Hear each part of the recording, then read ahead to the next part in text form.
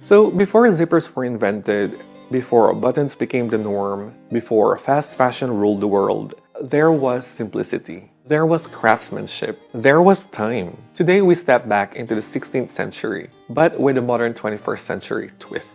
And as the weather had grown sufficiently warm by this point, I think it's fitting to create a summer shirt. This shirt. This isn't just any shirt. This is a garment worn by men centuries ago, designed for comfort, movement, and durability. Although the shirt was long considered a simple undergarment, it has evolved to become a true symbol of elegance and refinement. A piece that lived beneath layers and layers of garment, yet carried the essence of daily life. No patterns from a store, no shortcuts, just geometry and tradition. Wait, why are we playing Baroque music? This is the 16th century. So if you're expecting complicated curves and extreme tailoring, this might surprise you. The entire shirt is made mostly from rectangles and squares, with the exception of a reinforcement piece called a gusset, which I'll show you during the construction process. And yes, you heard it right, mostly rectangles and squares. Because back then, fabric was so precious that nothing was wasted. Whether you're new to sewing or stepping into the world of historical garments, this is the perfect place to begin. No curved seams, no zippers, no intricate armholes, everything is a straight seam. A brief disclaimer though, while this garment is traditionally sewn entirely by hand, we won't be strictly following historical methods. Instead, we'll be embracing the comforts of the 21st century by using the modern sewing machine. So this garment will be entirely machine sewn. However, the techniques, the stitching, the construction, the finishing will remain true to those used in the past. But Julius, it will not be historically accurate. Well, this is not going to be an accurate historical reproduction. We're just simply going to have fun and explore how these pieces come together to create something that was worn back then. So don't come at me. And also for me to create something comfortable to lounge in. Alright, let's get started.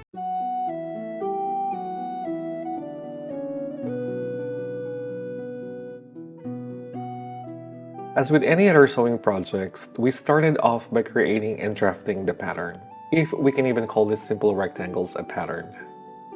The measurements are derived from my own body measurements with extra ease added in, since this men's shirt is designed to be loosely, almost oversized in fit. And if you find yourself inspired to make your own 16th century shirt, know that this is a unisex garment, one for anyone, and there are many resources online to help you draft patterns to your own measurements. My pattern is derived from the book called The Tudor Tailor. Honestly, one of the best pattern-making books for this era. The book basically outlines the tailoring tools used in the past, how people wore clothes during this era, as well as the different textiles and fabrics used in a typical Tudor garment.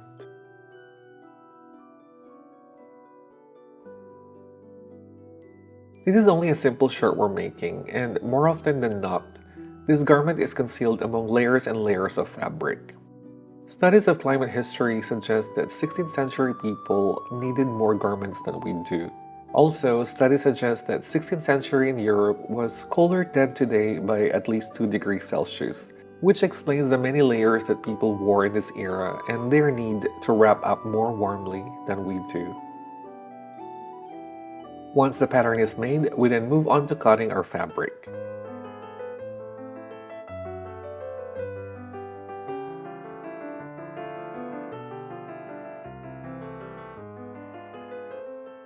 One thing I'm particularly proud of, and which I believe is somewhat historically accurate, is using linen for this shirt. Linen fabrics are very available up to this day and are commonly used in today's garments. They come in different types such as lawn, cambric, sackcloth, and bakram among others, and were used mainly for shirts of this kind.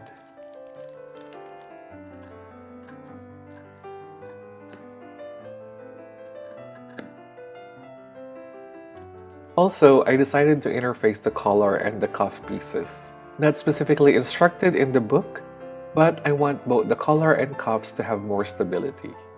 I'm just using a lightweight fusible interfacing on this.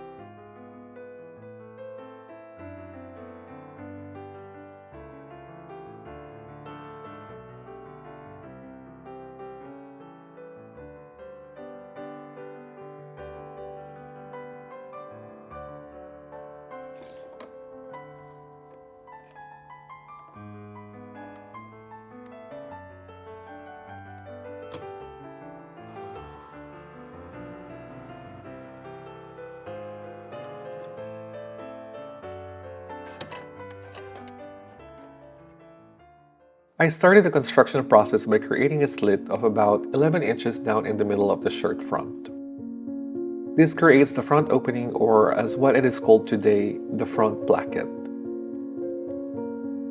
So this basically leaves the front with raw edges, which are then finished by folding the edges twice to the inside of the shirt and is then stitched down, creating a narrow hem.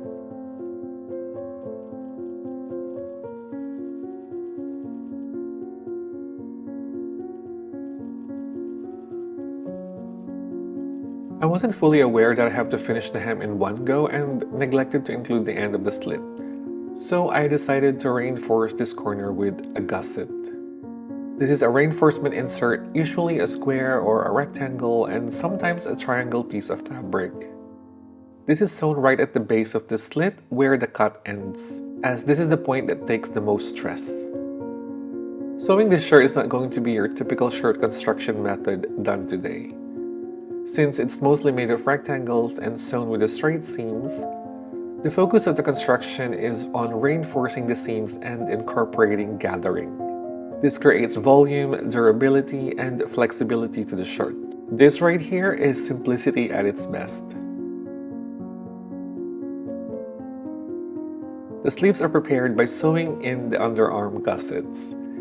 These are two square fabrics that will be attached to both sleeves for ease of movement. This is done by laying the gusset like so on one corner of the sleeve, which is technically the armhole area. This is sewn down on the outside edge using a straight stitch but stopping short of the bottom of the gusset by the width of the seam allowance and backstitching to secure. The sleeve is then folded along the width, bringing the right sides together and aligning the gusset with the opposite corner like so. From here, it is sewn into place, continuing the seam to close the sleeve. It is also worth noting that the sleeve will have a sleeve opening at the wrists, or as what it is called today, a cuff placket. This part will be left unsewn. I then finish the seams with a flat felt seam, wherein each seam is folded and closed and stitched down, creating a finish that is strong and durable. Other methods of finishing include a French seam, in which the seam allowance is trimmed down to half and sewn once again, enclosing all the raw edges. Moving forward, the opening at the wrists will be finished with a narrow hem. This is achieved by folding the hem opening towards the inside of the sleeve, following the seam allowance and edge stitching it in place. If you're sewing along, you should be doing this on both sleeves, of course.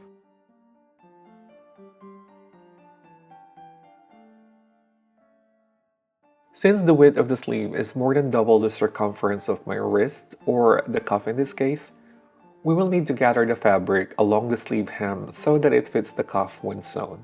For the sake of convenience and efficiency, we will use our 21st century sewing machine to create the gathers.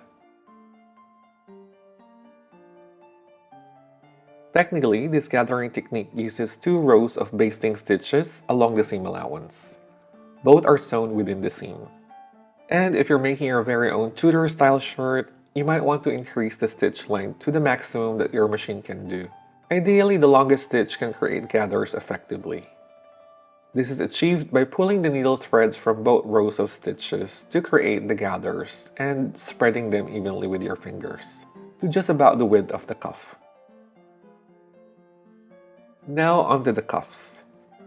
In this method, both cuff pieces are folded in the middle along the width with right sides together, then stitching only on both the short ends, starting and stopping short of the seam allowance. Then, with right sides together, one side of the cuff is pinned to the edge of the gathered sleeve like so, and stitched down in place. The extra seam allowance is trimmed down to reduce bulk. The cuff is then finished by folding the remaining cuff seam allowance to the inside and, once again, stitched down in place. Either top stitching from the outside or using slip stitches from the inside of the garment.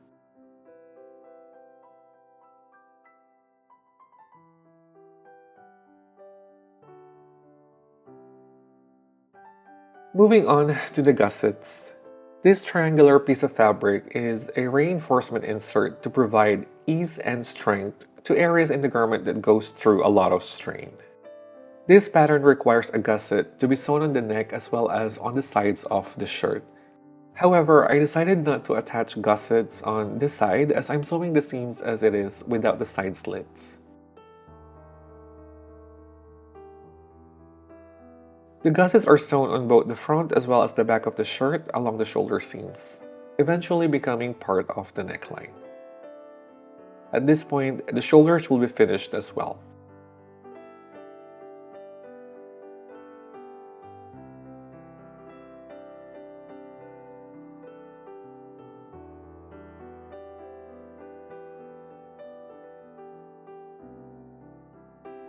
You would notice that the neckline is way larger than normal.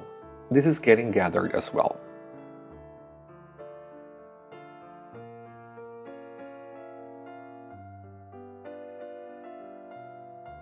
Before I begin working on the neckline and attaching the collar, I must assemble the frill and collar pieces together. Depending on the fabric, the frill is typically cut 2 or 3 times the length of the collar. If you have selected a sufficiently fine fabric, the frill may be cut twice as wide as the collar, plus seam allowance and folded down in the middle, and made up as a double thickness, which I decided to do here.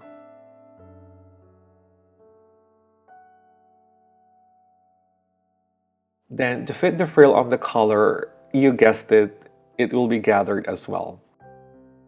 Either gathering or pleating works as long as it is distributed evenly to fit the collar measurement.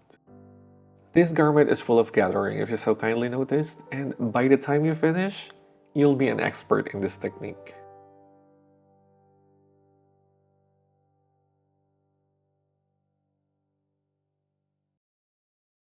Once we're done gathering, we can then move on to finishing the collar.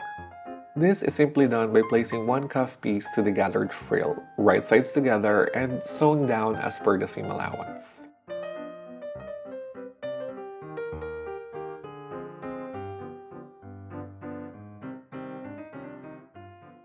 This is then repeated on the other side using the remaining collar piece, sandwiching the frill between the 2 collar layers and carefully stitching on all thicknesses.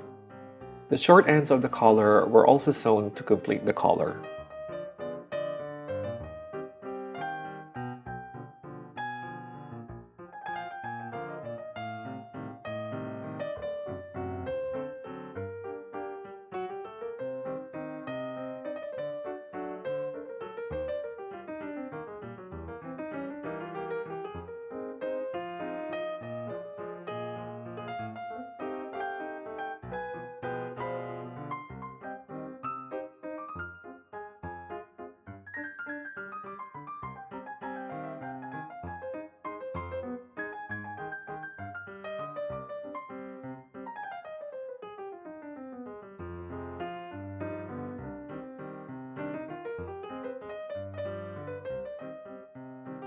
By this time, you should also have completed gathering the neckline as we are now about to sew in the collar, finally. This is done in much the same way as the sleeve hem and the cuffs. With right sides together, pin one band of the collar to the edge of the gathered neckline and sew it into place.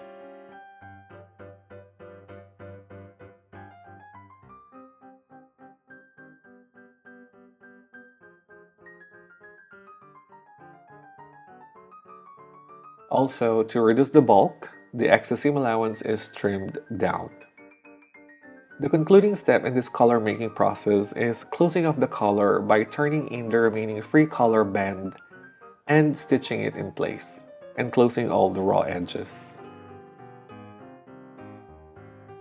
And let's not forget the sleeves and the side seams. Both are attached and sewn at the same time, finishing off the seams with a flat-filled seam.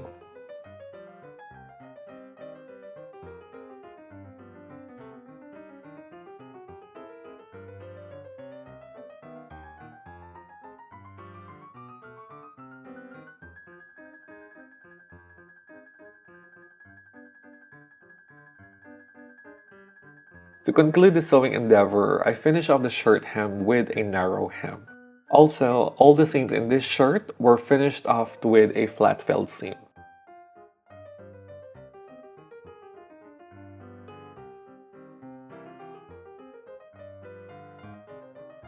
The cuffs were given 2 buttonholes each and sewn with a 21st century regular plastic buttons.